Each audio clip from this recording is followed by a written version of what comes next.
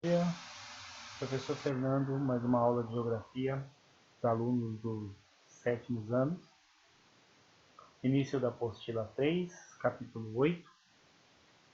Tema central: domínios naturais do Brasil. Quando se fala em domínios naturais, nós vamos estar falando de uma forma muito contextualizada das paisagens naturais, né? Paisagens naturais essas que são formadas pelo clima, pelo relevo, pela vegetação, pela hidrografia, pelos solos, né, que tem um caráter muito interdependente, ou seja, cada um desses elementos, né, eles se relacionam para que nós tenhamos esse tipo de paisagem. Quando nós falamos de domínios naturais do Brasil, nós vamos estar falando, né, dos domínios morfoclimáticos. E quando eu falo de domínios morfoclimáticos, eu estou falando de morfoformas, né, que se relaciona com o clima. E eu tenho também o domínio fitogeográfico, né, fitoplantas, né, se relacionando com todo o espaço geográfico. Então, morfoclimático, as formas, né, as diversas formas se relacionando com o clima, e fitogeográfico, né, eu tenho o contexto das plantas, né, numa relação com todo o ambiente geográfico. E a partir deste contexto, eu tenho esses domínios naturais no Brasil.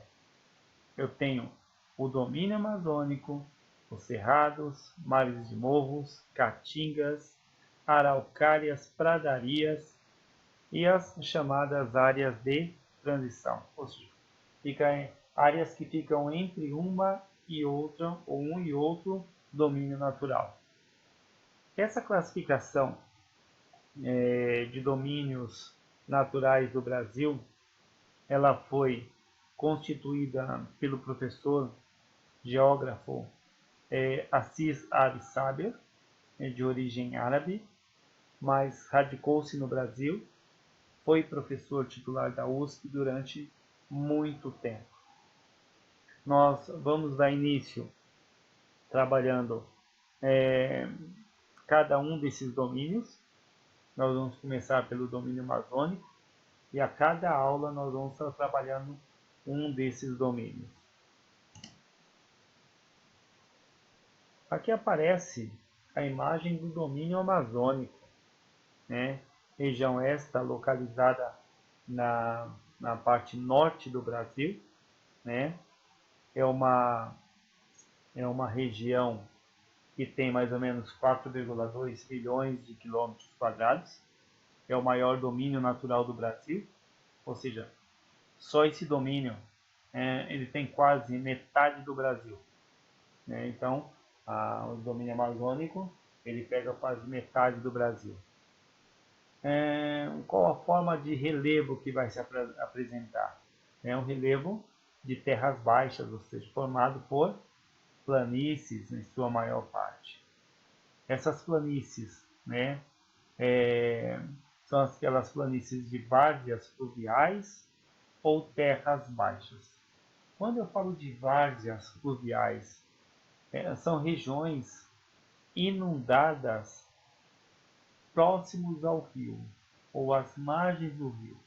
Então, todo rio e nas suas margens ele tem uma região que chama-se várzea. Para que serve a várzea?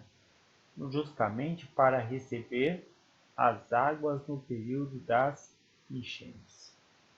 Beleza? Então, qual o predomínio de relevo? Terras baixas. Certo? Quando eu falo de terras baixas, eu vou falar de planícies. Tá, só planícies? Não, eu tenho algumas depressões, ou seja, eu tenho alguns declives marginais, ou seja, próximos aos rios. Eu tenho também áreas de planaltos mais antigos. Esses planaltos ficam bem no extremo norte da região amazônica, faz fronteira com as chamadas Guianas, né? Guiana Francesa, Guiana e Suriname. Qual o clima que predomina na Amazônia? O clima predominante é o equatorial. Portanto, essa região amazônica, fica próxima à linha do Equador, né?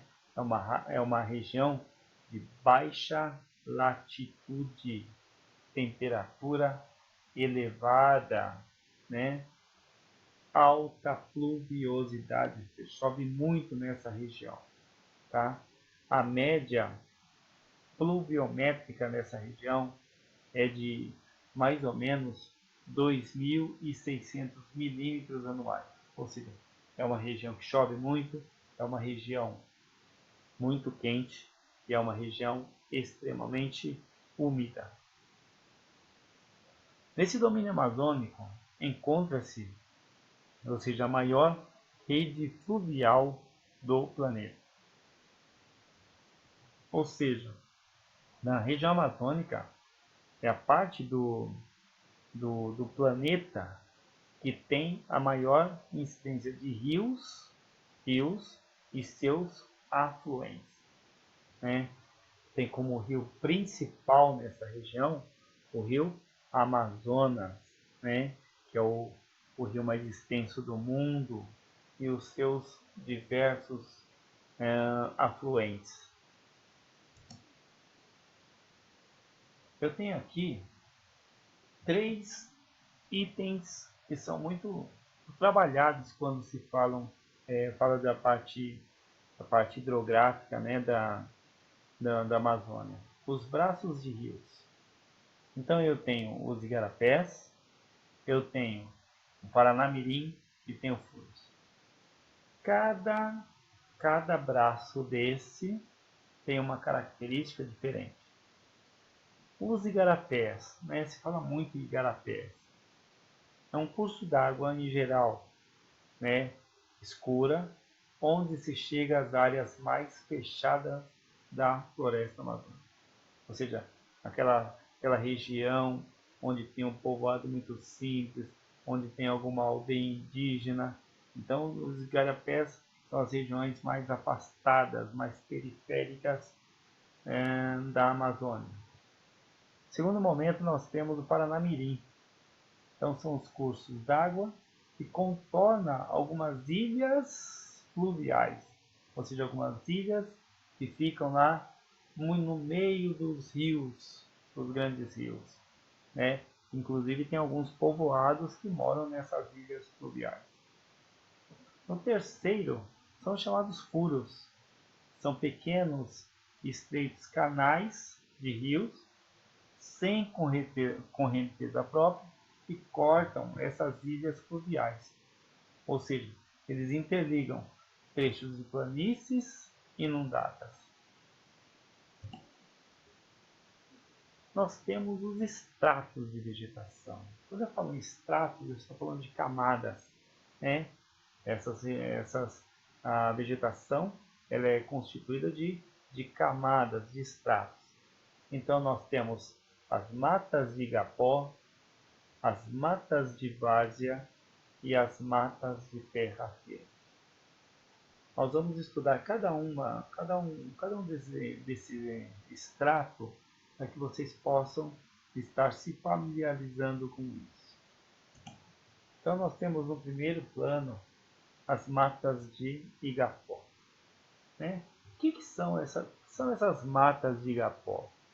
São matas que estão permanentemente inundadas, né? Independente da época do ano. É a região amazônica onde se localizam as chamadas Vitórias Régias. É uma região totalmente diferenciada dentro da Amazônia. Lembrando que essas Vitórias Régias, elas podem ter 1 metro, 1,5 metro de largura, Então são extremamente grandes, são totalmente diferenciadas. Quando eu falo das matas de várzea, matas de várzea são aquelas regiões de terras mais baixas, né, à margem do rio Amazonas e os seus afluentes, no qual que sofrem inundações periódicas, né? Ou seja, é uma região que tem períodos de cheia, né? Ela vai levar 6 meses inundada, 6 meses não.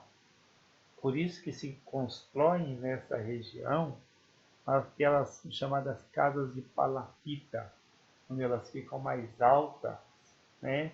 Para serem protegidas durante o período das inundações. Depois eu tenho as matas de terra firme. Como o próprio nome diz, né, é uma região que não sofre com inundações, né? Então, é uma região que fica totalmente livre das inundações. Portanto, tem aquelas árvores, né, com a base bem larga, como está mostrando aqui na figura, onde nós temos as chamadas castanheiras, né?